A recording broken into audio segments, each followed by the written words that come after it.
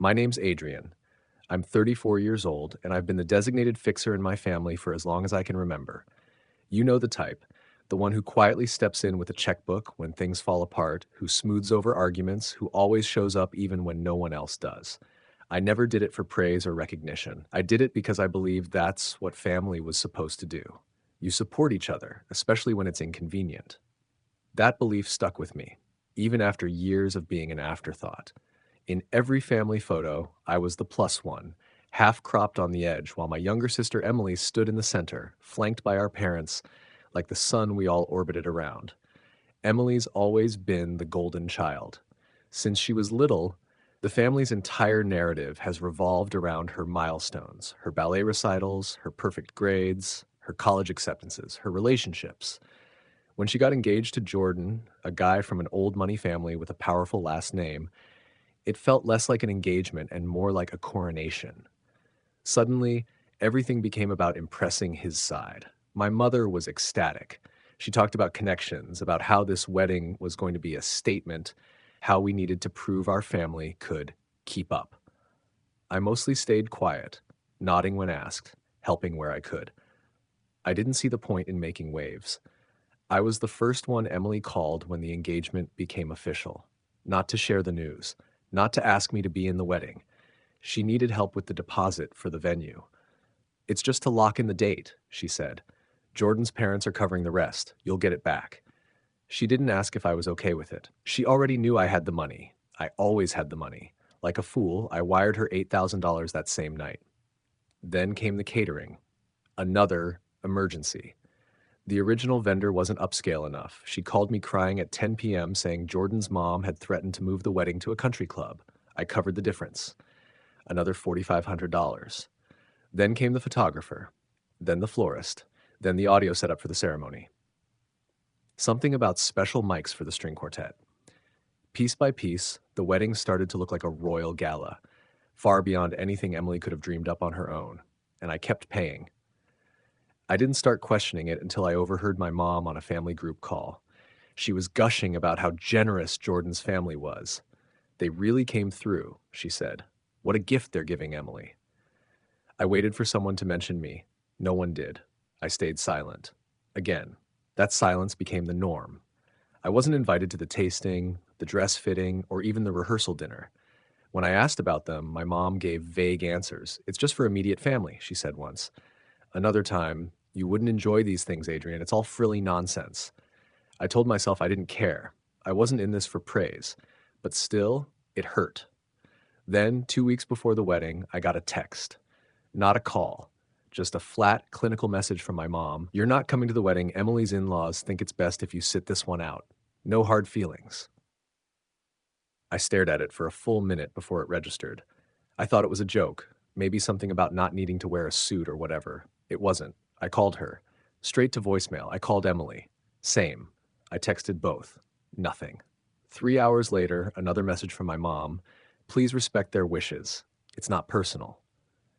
Not personal. I sat there in the dark, phone in hand, thinking about every dollar I'd sent, every event I'd been excluded from. Every time I ignored that voice in my head saying, "This isn't right." I remembered the first time Emily borrowed money from me. She was 20 and short on rent. No hesitation. Or the time Dad's water heater broke and I paid for a new one because his seasonal job paycheck hadn't come in yet. I thought of all the birthdays I spent alone because they were traveling or busy or just forgot. I remembered the voicemail from my aunt last year. "You really hold this family together. You know that?" Funny. I wasn't even good enough to be in the background of a photo. I replied to the text, "Copy that." That's all I said. No argument, no guilt, no begging to be included. Then I opened my laptop. First, I called the venue. The reservation was in my name. I had signed the contract. I'd paid the deposit. I asked what would happen if I canceled. They were polite, slightly confused. "You're still within the cancellation window," they said. "There'll be a partial refund and the date will be released immediately." I canceled it. Next, the caterer. Same deal. My card on file, my name on the documents. I canceled that too. The photographer? Gone. The DJ? Done. The florist? Relieved. Apparently, Emily had been changing the arrangements every other day and they were getting fed up. By the end of the day, everything they thought was locked in had vanished, and I said nothing. A few days passed, then a week. The wedding was set for Saturday. I knew they'd find out eventually, just not from me.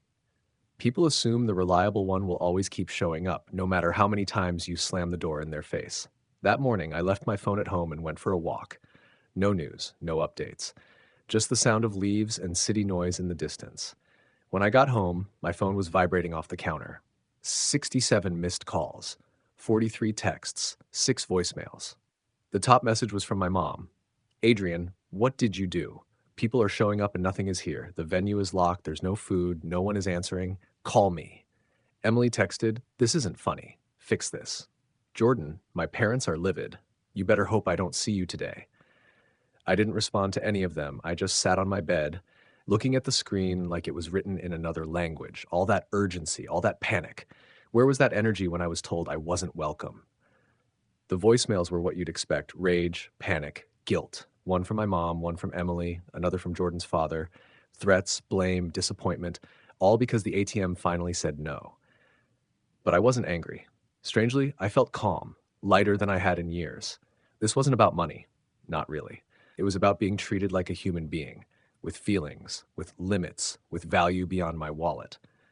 I made myself coffee and sat on my small balcony. The sun was bright. The air was crisp. It felt like the start of something, not an ending, a reset. Around noon, the calls picked back up. The full disaster had landed. Cousins messaged. Some asked what was going on. Others accused me of ruining Emily's life. But one message stood out, from Aunt Carla, Dad's sister. I heard what happened. I'm so sorry they treated you that way. If you need anything, I'm here. That was the only one I answered. Later that afternoon, photos started popping up online. Guests in suits and dresses standing outside a locked venue. A sign taped to the gate, closed for private event. One clip showed Jordan arguing with a parking attendant. No food, no flowers, no music, just confusion. A high school friend sent me a Facebook post from one of Jordan's relatives, a long rant about entitled families and sabotaging the wedding out of jealousy. I didn't reply. Let them build their story. Then at 5:12 p.m., my phone rang again. I answered. It was Mom. Adrien, she said. Her voice was thin, hoarse. We need to talk. I said nothing. We're at the hotel now. Emily's hysterical. Jordan's parents are furious. This is a disaster. You can't just disappear like this. Why would you do something so cruel? I exhaled slowly. You said I wasn't invited, I said calmly. I respected that. That's not what I meant, she snapped. You knew it wasn't personal. It was personal to me. Silence.